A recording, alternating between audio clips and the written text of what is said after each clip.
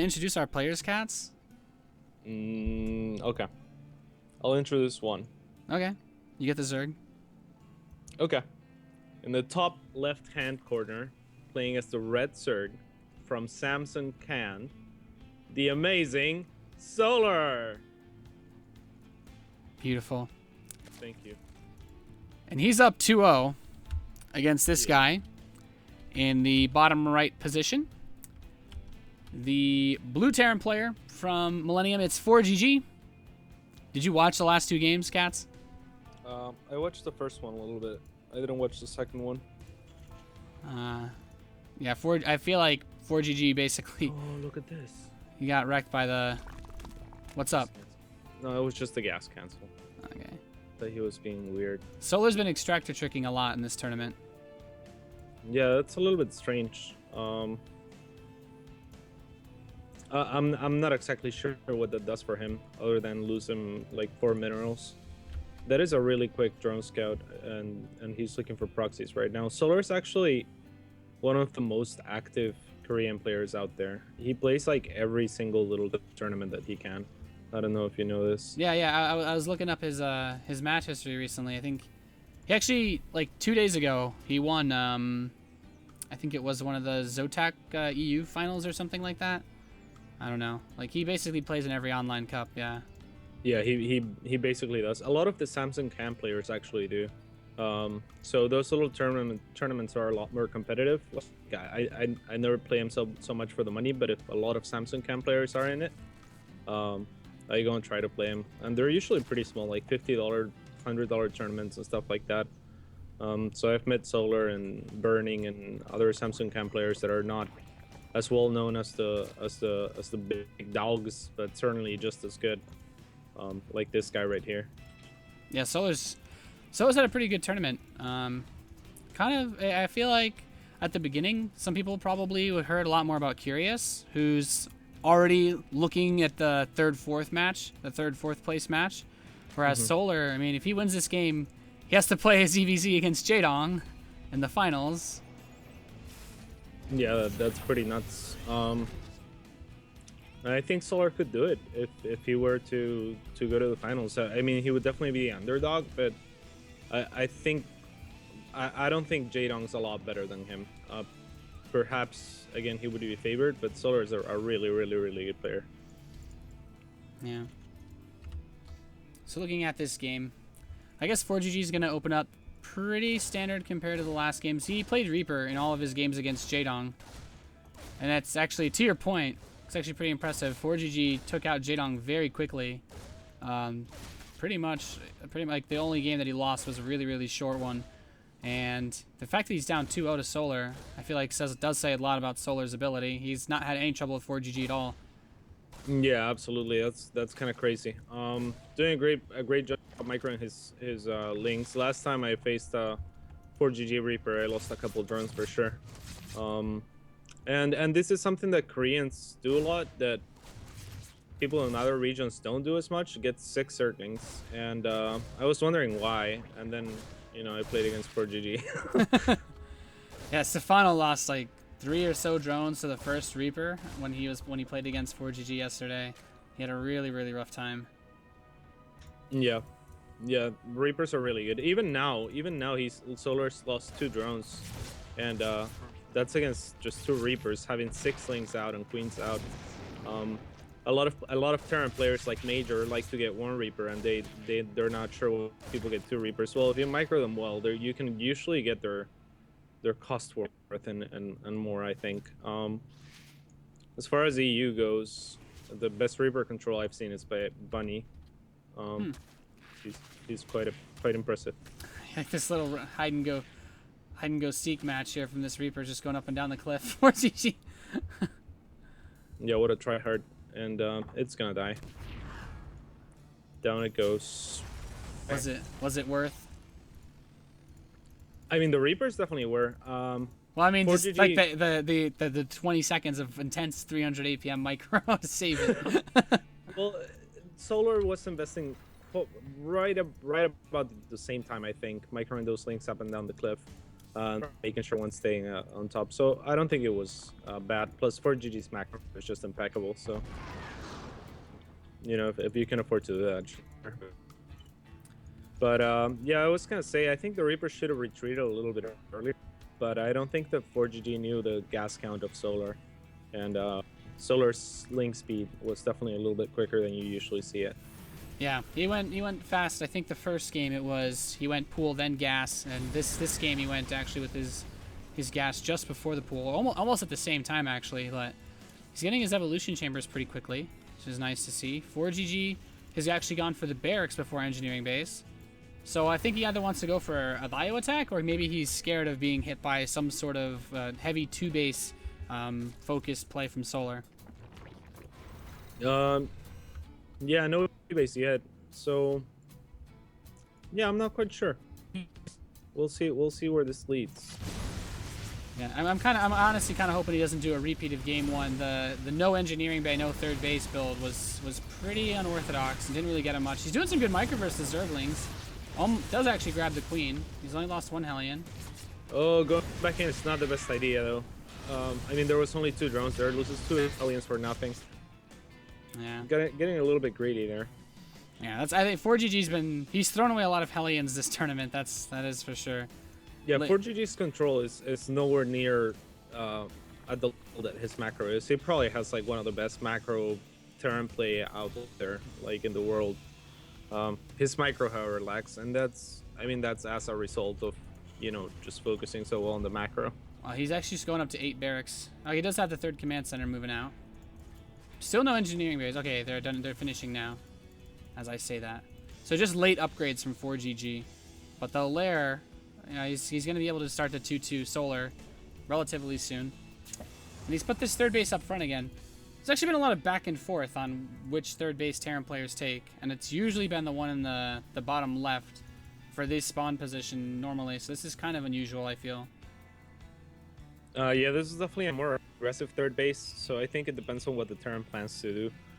forGG is adding a lot of production, so we're probably going to see some sort of an endless push once he gets enough units that he feels comfortable with. A lot of Terran players start pushing earlier, but forGG usually likes to mass a decent amount of units and go for bigger pushes.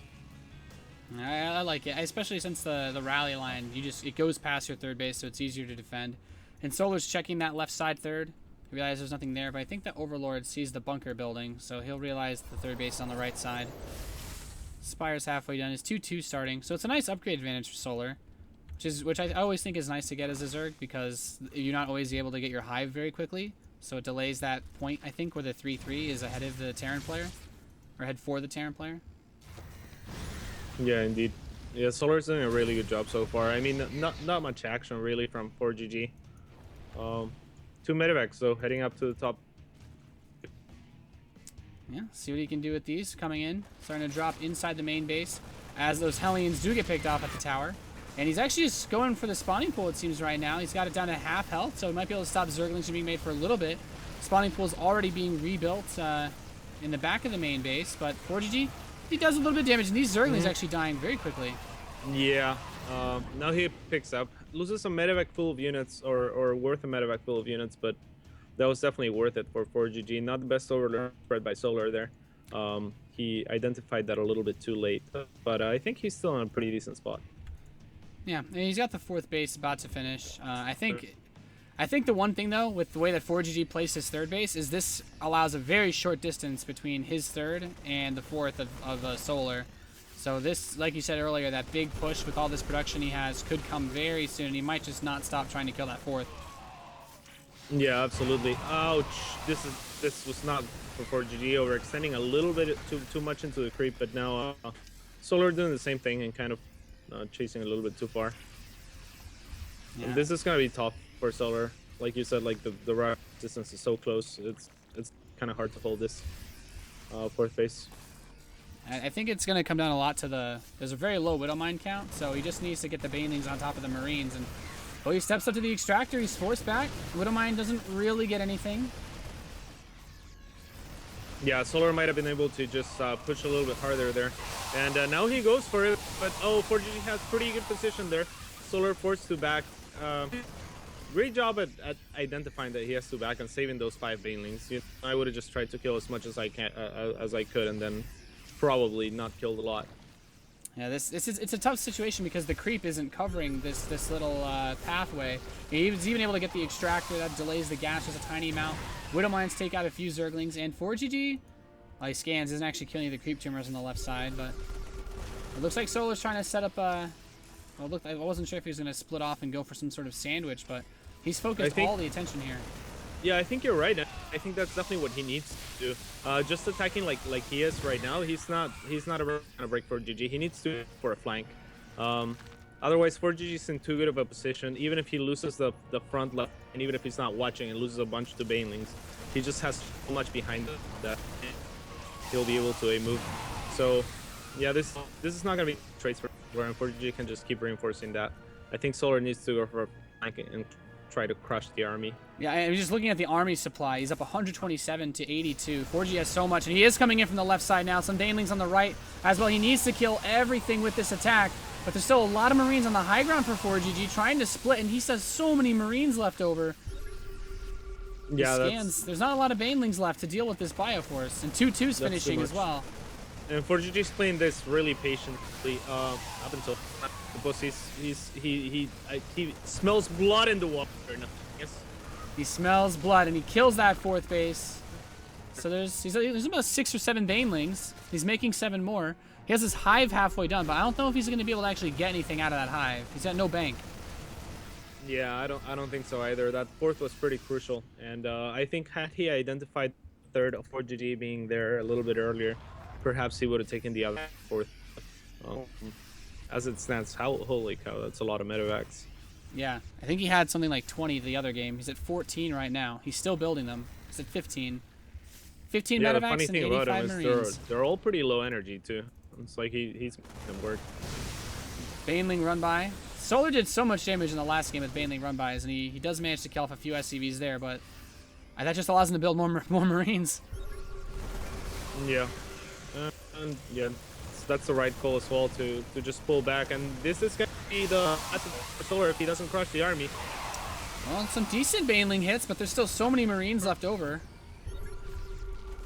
Yeah, it's so much. Oh, this overextension by forGG. He has to pick up, and yeah, the mutas are gonna chase me, kill a couple medevacs. Staying under the medevacs might have been the best thing that Solar could have done. I mean, it's not usually what you want to do because reinforcements will get there, but in the position that he's in, it's kind of uncomfortable to play from. Somehow they're even on supply. I don't really understand. Yeah, I think it was some of the SCV kills, but he's not mining as much off that 3rd anymore, and his main base is pretty much empty. The natural is starting to run dry. He is moving out of 4th command center on the left side. He's going to planetary fortress that, but the mutas are going to hit the 3rd base, and there's just a bunker of Marines, but he can deny the mining for a little bit. He's got widow mines just all over this map, actually, on the right side. Yeah, that's pretty good for him, by him. So forGG, he has these units at the tower. I guess the left side 4th base, which is done now. It's a little bit easier to defend, but forGG's actually, he's at the command center in the bottom left. I'm wondering if he'll just planetary it so he doesn't have to worry about it, but I don't think he needs to. It is going to be a planetary, and he's cleaning up the widow mines as well. So Solar, I think Solar's recovered pretty decently. He's at least he'll be able to max out. Yeah, I think so. And yeah, that's definitely to planetary it. He's also making a lot of turrets for GGS on that. He doesn't want to have to worry about that. So he can only focus on one side of the map. He's still got a small force of Marines here poking at the left side. And yeah, trying to pull the army of Solar of position, but we're a little bit too good for that. Good focus fire on the banelings by forGG. The army's actually going to fight a huge battle in the northeast. Oh, this could be great for Solar. This could actually be game. Oh, baneling hits take... Yeah, Widow Mines actually do a lot versus those banelings. The Marines are hitting the 4th base in the top left. He's burying the Widow Mines as well. And Solar suddenly looks like he's going to lose his 4th once again. I think this was a good amount of damage that forGG did. I agree with you. He lost a lot, but I think he's managed to save just enough that with that planetary in the bottom left, he has a lot more income, I think. Yeah, he's in a fantastic spot now. That was the fastest turn of events I've ever seen. it looked like Solar had a surround on forGG, and then forGG broke at the last possible second. Or maybe Solar moved his units out, but it really looked like those banelings were either going to connect or force all of the army of forGG to let off.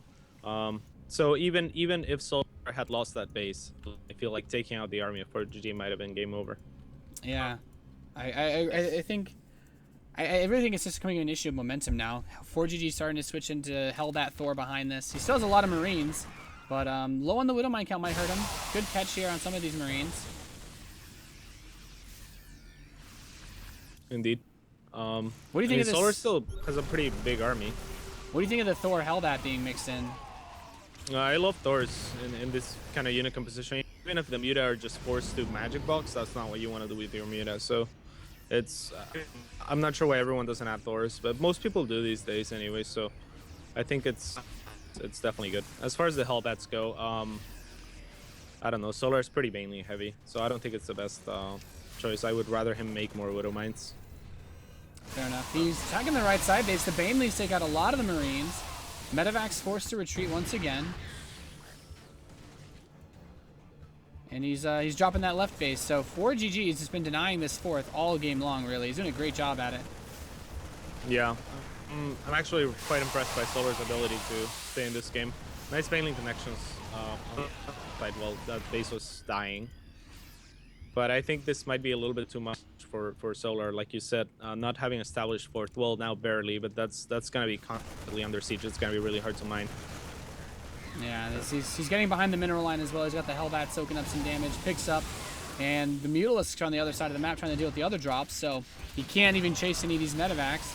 And he might just try to attack this third base before forGG's army arrives, but there's a huge number of Marines, even with these Hellbats as well. He needs perfect detonations, and it doesn't look like he's going to get them. Well, those Hellbats are not doing much. Oh, nice pullback at the end of the...